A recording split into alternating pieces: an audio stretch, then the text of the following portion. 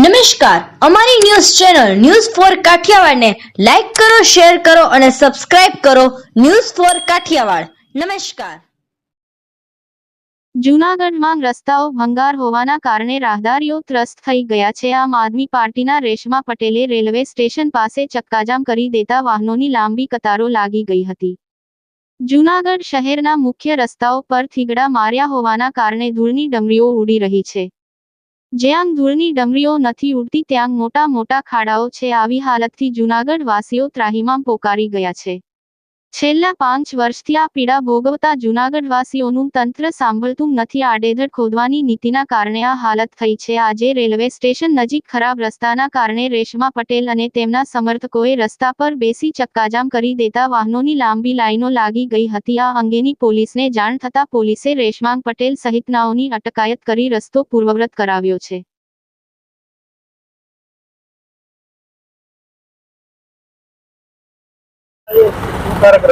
જૂનાગઢમાં ભ્રષ્ટાચારના કારણે રોડ રસ્તામાં ડમરીઓ ઉડે છે અને મસ્ત મોટા ખાડા પડ્યા છે.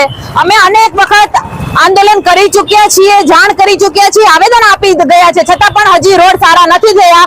એટલા માટે રેલવે સ્ટેશન થી ગાંધી ચોકનો જે રોડ છે, જ્યાં લોકો ધૂળની ડમરીઓ ખાઈને મરે છે, ધૂળની ડમરીઓ ખાઈને બીમાર પડી રહ્યા છે, અસ્થમા જેવા રોગો થાય છે અને આખું ધૂળમય થયું છે, એનો અમે વિરોધ કરીને રોડ સરખા કરાવવા માટેની ફરી માંગ કરવા માટે રોડ ઉપર ઉતરી રહ્યા છીએ. અને અમે મહાનગરપાલિકા ભાજપને એવું કહેવા માંગીએ છીએ કે બહુ કર્યો ભ્રષ્ટાચાર, હવે આમ આદમી પાર્ટી તમને મૂકવાની છે નહીં. કારણ કે આ લોકોએ કરોડો રૂપિયાના ટેન્ડરો પાસ કરે છે, કરોડો રૂપિયાની ગ્રાન્ટો આવે છે, પણ પોતાના ઘર ભરવા અને પોતાના બંગલા ભરવા માટે આ લોકોને જરા પણ વિચાર નથી કે રોડ રસ્તા ખાડામાં જૂનાગઢમાં રહેતા લોકોના જીવ જાય છે. એટલે અમે આવી રીતે દરેક વિસ્તારમાં જઈ અને અમારું આંદોલન કરીશું. અત્યારે અમે આ રોડ ચક્કાજામ કરી અને તંત્રની આંખો ખોલવાનું કામ કરીશું. 275 કરોડ રૂપિયાના કરોડ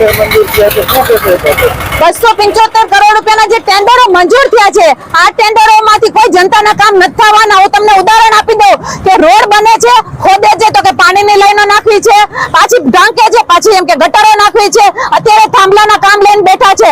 થાંભલાના કામમાં કરોડો રૂપિયાનો ભ્રષ્ટાચાર કરી લે છે. જે થાંભલા બદલાવાની જરૂર નથી, આવા થાંભલાને પણ એ લોકો ખોદીને કાઢે છે અને નવા આ થાંભલા નાખવાનું બહાનું કરે છે. પણ નવા બિલ મૂકે તો ખીચામાં પૈસા જાય ને. એટલે આ લોકો આવા પ્રોજેક્ટોના નામે નવા બિલો મૂકે છે, જે બિલો કરતા કામ ઓછા પૈસાનું હોય છે અને જે બિલોના ઉપરનો જે પૈસો હોય છે પોતાના ખીચામાં પોતાના ઘરમાં ભરે છે ભાજપ. તેનો અમે સખત વિરોધ કરીએ છીએ. એટલે જૂનાગઢની જે બહુ ખરાબ હાલત કરી છે, એમાં ટાઉન હોલ હોય તો ટાઉન હોલમાં કરોડોનો ભ્રષ્ટાચાર કર્યો છે. એ લોકોએ નરસિંહ મહેતા સરોવરની વાત કરું તો કરોડોનો ભ્રષ્ટાચાર કર્યો છે. રોડ રસ્તા ગટરમાં કરોડોનો ભ્રષ્ટાચાર કર્યો છે. અને જે સોસાયટીઓમાં પાણીના મીટરો લગાડવા નીકળ્યા છે ને, આ મીટરોનો પણ ફોડ નથી કે મીટરોમાં કેવી ચાલુ થશે. માતા બહેનોના જમીનો ખોદી નાખે છે, આંગણા ખોદી નાખે છે. એટલે મહાનગરપાલિકાના ખોખલા કામ સામે અમે અવાજ ઉઠાવી રહ્યા છીએ. અમારી માંગણી છે કે સુવિધા મહાનગરને મળવી જોઈએ.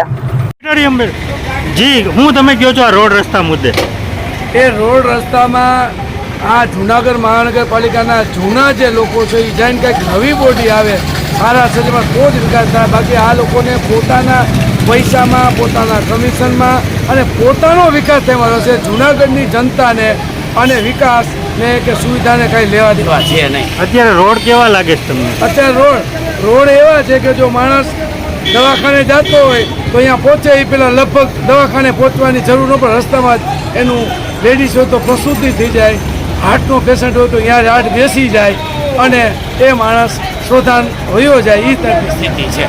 કરોડો રૂપિયાની ગ્રાન્ટો મંજૂર થાય છે, એનું શું લાગે છે તમને? કરોડોની ગ્રાન્ટો મંજૂર થાય છે, પણ બધું જ કાગળ ઉપર થાય છે. બરાબર, કાગળ ઉપર બધું થાય છે. કામ સારામાં સારું થાય કાગળ ઉપર.